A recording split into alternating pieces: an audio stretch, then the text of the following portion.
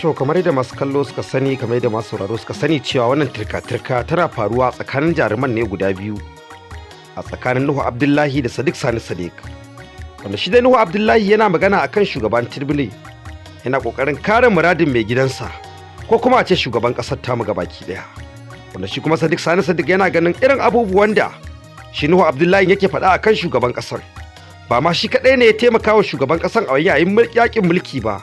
A'a, su ma sun bada gudunmawarsu, amma dai abubuwan da yake faɗa akan shugaban ƙasar kwata-kwata bai ma kai haka ba.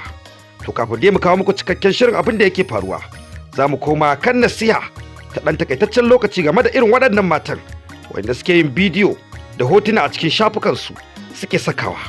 Kamar yadda aka sani, mota ce idan za a sai da ita ko wani abu sai an ɗauki hotonsa gabansa da bayansa an tallata shi. To su ma haka matan suke tallata jikin nasu, su ɗauki hoton fuska, su ɗauki hoton baya, su ɗauki hoton dukkan wani sassan jiki nasu.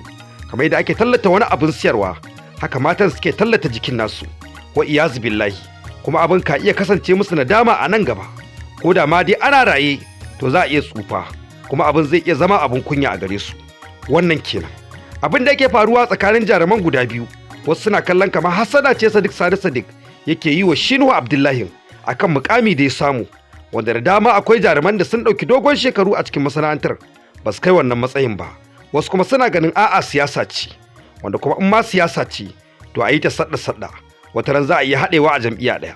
Ku danna subscribe, ku danna ƙararrawa don ci gaba da ganin shirye-shiryenmu.